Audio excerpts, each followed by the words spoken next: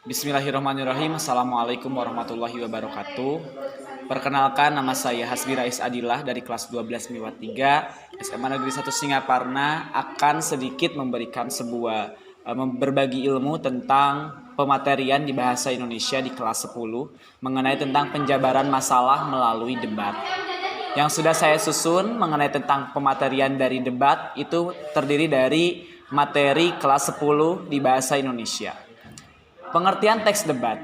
Debat adalah proses saling bertukar pendapat untuk membahas suatu isu dengan masing-masing pihak yang berdebat memberi alasan. Bila perlu ditambah dengan informasi, bukti dan data untuk mempertahankan pendapat masing-masing. Dari hasil debat, biasanya diperoleh sudut pandang baru yang bisa diterima kedua belah pihak. Meskipun demikian, tidak jarang debat berakhir dengan keduanya tetap pada posisi awal, berbeda pendapat tetapi dengan wawasan baru. Selanjutnya, saya akan menjelaskan tentang unsur teks debat. Unsur teks debat yang pertama adalah mosi, yaitu topik atau bahasan yang akan diperdebatkan. Adanya mosi sangat penting karena di dalam sebuah debat terdapat pihak pro dan kontra.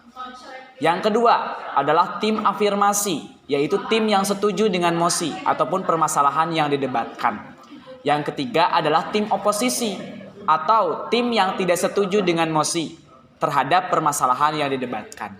Sementara unsur yang keempat yaitu tim netral. Tim netral yaitu tim yang tidak setuju dan tidak menentang mosi permasalahan yang didebatkan.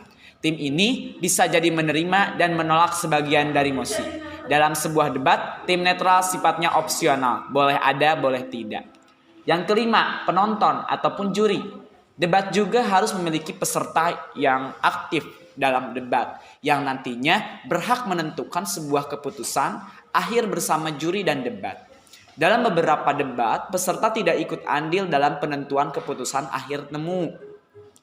Namun jika dibutuhkan voting, maka biasanya peserta akan diperhitungkan suaranya. Yang selanjutnya, unsur terpenting dalam teks debat adalah moderator. Memimpin, mengatur terhadap jalannya debat. Tatib debat memperkenalkan masing-masing pihak dan menyampaikan sebuah mosi yang akan dilakukan oleh sang moderator.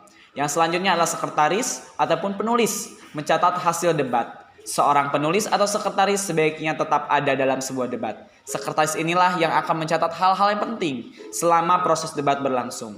Catatannya menjadi bahan masukan bagi moderator dalam menyusun simpulan. Yang selanjutnya adalah tujuan teks debat. Tujuan teks debat ini saya sajikan di PowerPoint ada 4. Yang pertama adalah melatih keberanian mengemukakan pendapat, mengasah kemampuan kritis dalam mematahkan pendapat lawan, meningkatkan kemampuan merespon sesuatu masalah, melatih kemahiran berretorika dalam menyampaikan pendapat maupun mempertahankan argumen. Selanjutnya, saya juga akan menjelaskan tentang ciri-ciri teks debat. Apa sih debat tersebut? Bagaimana ciri khas dari teks debat? Debat memiliki pihak yang mengarahkan jalannya debat. Biasanya melakukan tugas ini adalah seorang moderator. Hasil akhir atau kesimpulan debat didapat dengan cara voting maupun keputusan juri debat. Terdapat suatu proses untuk saling mempertahankan argumentasi di antara kedua belah pihak yang sedang berdebat, yaitu pihak pro dan pihak kontra. Terjadi kegiatan saling beradu argumentasi untuk memperoleh kemenangan salah satu pihak. Terdapat hanya dua sudut pandang yaitu pro dan kontra.